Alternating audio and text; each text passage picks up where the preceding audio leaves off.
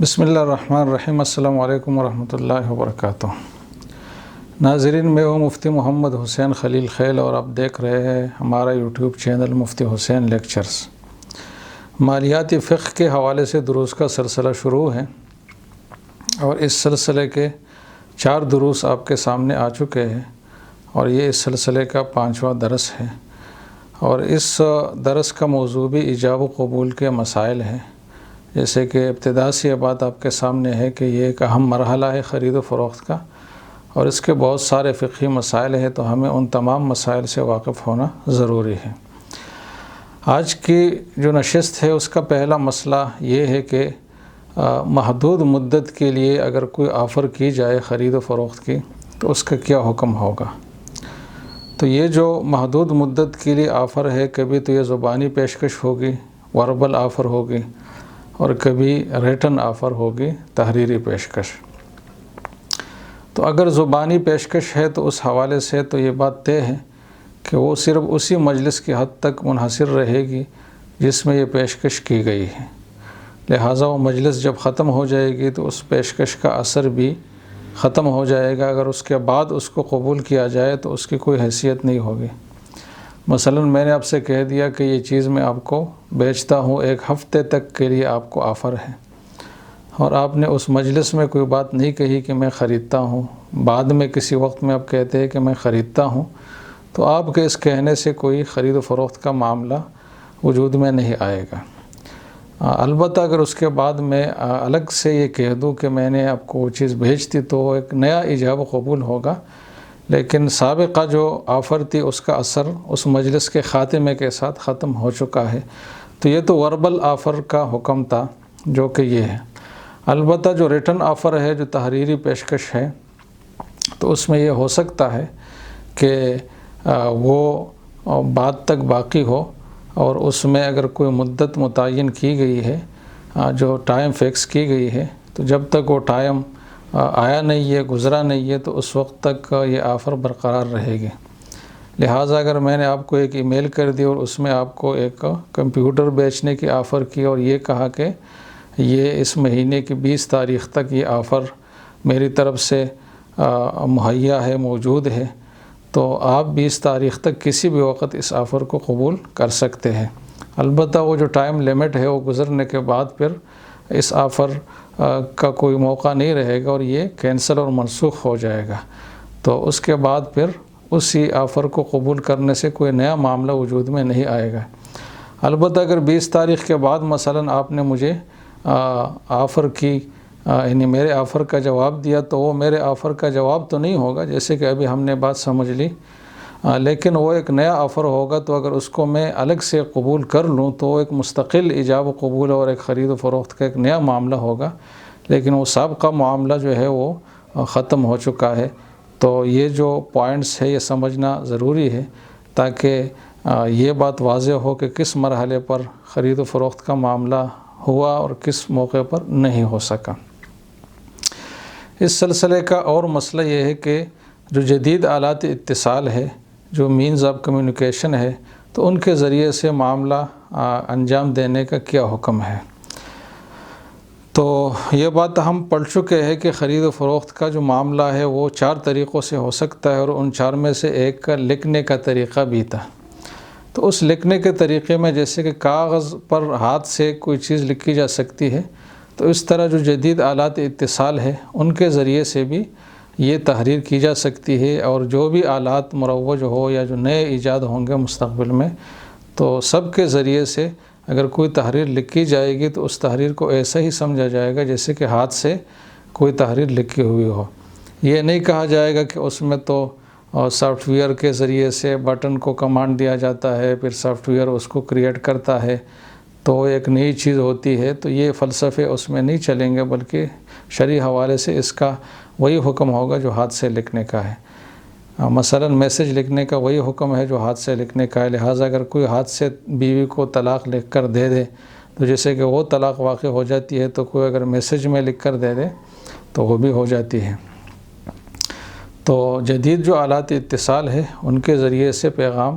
دیا بھی جا سکتا ہے اور قبول بھی کیا جا سکتا ہے۔ اور جیسے کہ جو فزیکل لیٹر ہے، جو خط ہے، وہ جب گم ہو جائے یا پالٹ دیا جائے تو اس میں جو موجود آفر ہے اس کی حیثیت برقرار نہیں رہتی۔ تو اس طریقے سے یہ جو ڈیجیٹل آفر ہے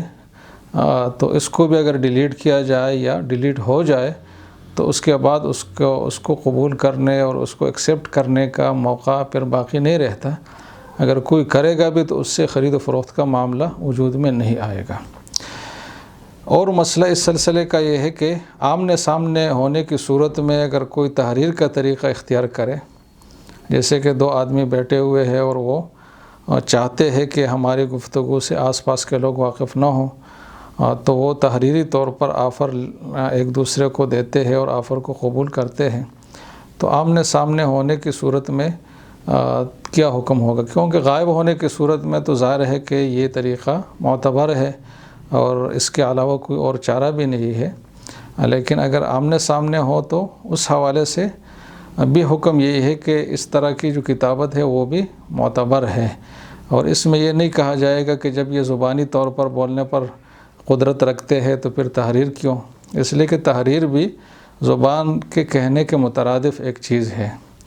القلم احد اللسانین الکتاب کالخطاب، تو جب وہ ایک نطق اور بولنے کا ایک ذریعہ ہے تو اس کو زبانی بولنے ہی کا مترادف سمجھا جاتا ہے شریعت میں۔ اس حوالے سے ایک اور مسئلہ یہ ہے کہ ایجاب و قبول کبھی اگر کوئی کسی شخصی پیغام کے ذریعے سے کرے، کسی کو میسنجر بنا کر کے میرا یہ جو پیغام ہے یہ فلاں کو پہنچائے کہ اس کی گاڑی میں نے خرید لی، اور وہ آدمی جا کر وہاں وہ پیغام پہنچائے، تو جیسے کہ تحریری طور پر پیغام پہنچایا جا سکتا ہے اور اس کو قبول کیا جا سکتا ہے، تو اس طرح کسی شخصی واسطے کے ذریعے سے بھی یہ معاملہ ہو سکتا ہے۔ لہٰذا اگر اس صورت میں وہ آدمی وہاں چلا جائے اور اس آدمی کو جب یہ بات کہہ دے اور وہ پھر جواب میں یہ کہہ دے کہ میں نے گاڑی خرید لی مثلاً، تو یہ معاملہ ڈن ہو جائے گا اور آگے کسی کو یک طرفہ اختیار اس میں باقی نہیں رہے گا۔ اور مسئلہ اس حوالے سے یہ ہے کہ استفہامیہ یا حکمیہ جملے کے ذریعے سے اگر ایجاب و قبول کا معاملہ کیا جائے، یعنی انٹراگیٹو یا امپیریٹیو سینٹنس کا استعمال کیا جائے، تو اس کا کیا حکم ہوگا؟ تو سوالیہ جو استفہامیہ جملہ ہے یا جو امر اور حکم پر مشتمل جملہ ہے، ان جیسے جملوں سے خرید و فروخت کا معاملہ وجود میں نہیں آ سکتا، اس لیے کہ اس میں کوئی حتمی پیشکش قبول کرنے کی بات نہیں ہے، بلکہ یہ ایک مستقبل کے حوالے سے بات ہے کہ یہ چیز آپ خرید لو یا بیچ لو، منع آئندہ جو اگلے والے لمحات ہے اور زمانہ ہے اس کے حوالے سے بات ہو رہی ہوتی ہے۔ اور جب بھی مستقبل کے حوالے سے بات ہو تو کوئی حتمی اور یقینی بات نہیں ہوتی، اس کی حیثیت بائی ڈیفالٹ خود بخود جو ہے نا وہ وعدے ہی کی حیثیت ہوتی ہے۔ لہٰذا اگر خریدار کہے کہ آپ مجھے یہ چیز فروخت کر دیں، یا بیچنے والا کہے کہ یہ چیز مجھ سے خرید لیں، تو اس سے کوئی معاملہ وجود میں نہیں آئے گا۔ البتہ اس صورت میں ایک وعدے کی کیفیت بن جائے گی، تو بعد میں اگر باقاعدہ حتمی طور پر معاملہ کر لے الگ سے تو پھر درست ہے وہ ہو سکتا ہے۔ اب یہ جو مسئلہ ہم نے بیان کیا یہ فقہ حنفی اور اکثر فقہاء کے موقف کے حوالے سے ہے۔ فقہائے حنابلہ کا موقف اس حوالے سے یہ ہے کہ جو حکمیہ جملہ ہے اس سے بھی خرید و فروخت کا معاملہ ہو سکتا ہے۔ لہٰذا اگر ایک شخص کہہ دے کہ مجھے یہ چیز بیچ دو اور دوسرا کہہ دے کہ یہ چیز میں نے بیچ دی، تو فقہائے حنابلہ کے نزدیک یہ معاملہ حتمی ہو گیا، اب اس میں مزید کچھ کرنے کی ضرورت نہیں ہے۔ تو عام حالات میں تو اس قول کے مطابق عمل نہیں کیا جائے گا، اس لیے کہ یہ ذرا کمزور درجے کی بات ہے، اور فقہی دلائل پہ جب آپ جائیں گے تو آپ کو اس کی کمزوری واضح ہوگی۔ لیکن ایک مجتہد معتبر، ایسی شخصیت جس کا مجتہد ہونا مسلم ہے، ان کی رائے ہے، تو اگر ماضی میں کسی نے ایسے معاملات کیے ہو اس طریقے سے، اور اب ان معاملات کو کالعدم قرار دینے میں کافی مشکلات کا سامنا کرنا پڑ رہا ہو،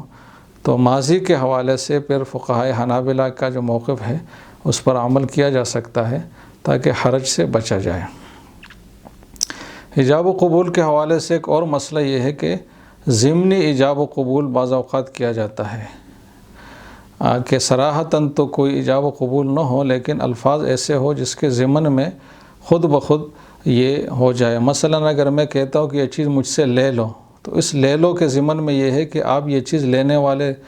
تب بن جائیں گے جب میں یہ چیز آپ کو بیچ چکا ہوں اور آپ خرید چکے ہوں، اور اس کے بعد آپ اس کے لے سکنے کے حقدار ہوں گے۔ تو اس طرح کے جملوں میں ضمنی طور پر ایجاب و قبول پایا جاتا ہے۔ تو اگر یہ لے لو والا جو جملہ ہے اسی ذریعے سے امر کا صیغہ استعمال ہو تو پھر اس سے احناف کے نزدیک بھی خرید و فروخت کا معاملہ وجود میں آئے گا۔ اسی طرح اگر آپ نے کہا کہ یہ چیز میں نے آپ سے خرید لی اور میں کہہ دوں کہ اللہ تعالیٰ آپ کے سودے میں برکت ڈالے یا مبارک ہو، تو اس کے ضمن میں بھی قبول ہو گیا، تو اس سے بھی معاملہ مکمل ہو جائے گا۔ یہ کچھ مسائل آج کی مجلس میں تھے، باقی جو مسائل ہیں وہ اگلے مجلس میں انشاءاللہ ملاحظہ فرمائے۔ السلام علیکم ورحمۃ اللہ وبرکاتہ۔